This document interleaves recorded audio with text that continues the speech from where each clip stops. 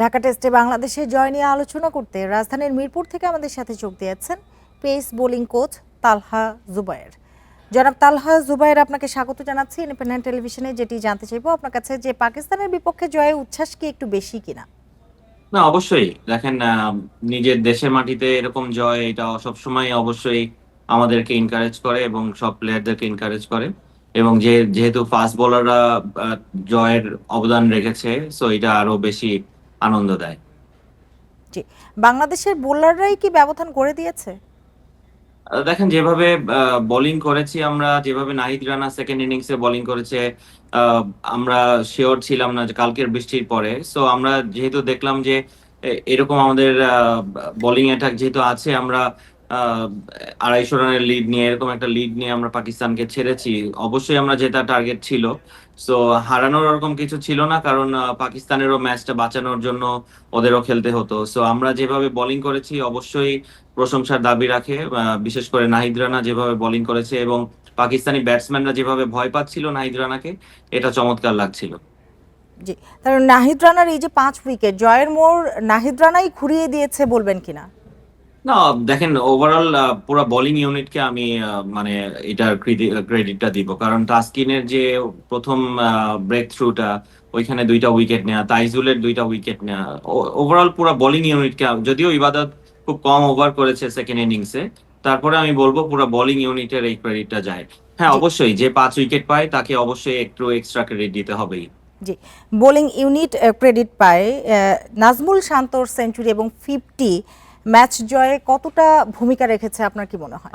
100%, কারণ আপনার স্কোর বোর্ডে যদি রান না থাকে, বোলাররাও কিন্তু ওইভাবে মন খুলে বোলিং করতে পারে না। সো আপনি যখন একটা টেস্ট ম্যাচ জিততে যাবেন, আপনার স্কোর বোর্ডে যদি এরকম রান থাকে, তাহলে আপনি মন খুলে বোলিং করতে পারবেন। আপনি অনেক সময় অনেক বাউন্ডারি আপনাকে কনসিডার করতে হয়, অনেক ইনভেস্ট করতে হয় এইসব জায়গাতে, যেগুলো আমাদের স্কোর বোর্ডে ইনাফ রান ছিল বিধায় আমরা পেরেছি আসলে এটা করতে।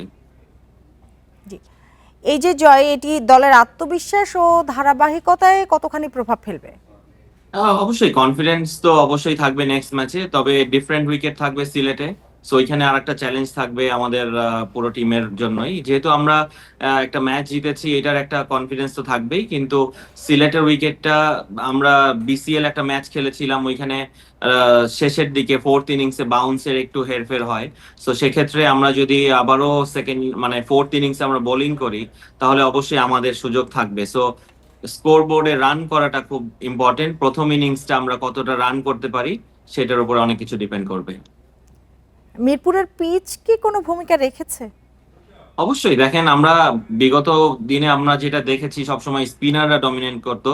সো এখন আমাদের ফাস্ট বোলাররা ডমিনেট করছে। সো অবশ্যই উইকেট চেঞ্জ হয়েছে, উইকেটে গ্রাস ছিল। হ্যাঁ, ট্রু উইকেট ছিল, পেসে হয়তো বা একটু হেরফের ছিল, কিন্তু নর্মালি যেটা আমরা মিরপুরের কালো মাটির উইকেট দেখি, টার্নিং উইকেট দেখি, স্লো উইকেট দেখি, সেটা ছিল না। সো এটা অবশ্যই আমাদের পেস বোলারদেরকে খুব ভালোভাবে এনকারেজ করে। জি, সেক্ষেত্রে সিরিজ জয়ে আমরা আশাবাদী হতে পারি কিনা? অবশ্যই আশাবাদী হতে পারি। আমরা যদি ড্র করি তাও আমরা সিরিজ জিতবো। সো আমাদের আগে মেক শিওর করা উচিত সেকেন্ড টেস্টটাতে, যে আমরা যেন একদম সেফ জোনে থেকে তারপরে আমরা অ্যাটাকটা করি। জি, আহ, কি ধরনের পরিকল্পনায় আগানো দরকার? এটাই বললাম যে আমরা একটা সেফ জোনে আগে থেকে আমরা যদি ব্যাটিং করি প্রথম ইনিংসে, আহ, আমরা যদি ভালো একটা স্কোর দাঁড় করাতে পারি, তারপরে আমরা একটা সেফ জোনে থেকে আবার অ্যাটাক করতে পারবো বোলিং এ। আগে যদি বোলিং করি, তাহলে আমাদের পাকিস্তানকে চেষ্টা করতে হবে যে খুব অল্প রানের মধ্যে আটকে দিয়ে একটা বড় রানের লিড নিয়ে তারপরে আবার তাদেরকে অ্যাটাক করা। সো আগে আমাদের সেফটা থাকা উচিত। অবশ্যই সেটা বাংলাদেশ টিম করবে, ম্যানেজমেন্ট থেকে এই প্ল্যানিং হবে হয়তোবা। সো সেফ জোনে থেকে, কারণ আমাদের কিন্তু একটা ম্যাচ জিতে গিয়েছি, যেহেতু আমরা সিরিজে এগিয়ে আছি। সো সেফ জোনে থেকে তারপরে অ্যাটাক করা উচিত। জি, জনাব তালহা জুবায়ের, আপনাকে অনেক ধন্যবাদ আমাদের সাথে যোগ দেওয়ার জন্য, আমাদের সময় দেওয়ার জন্য। আপনাকে ধন্যবাদ।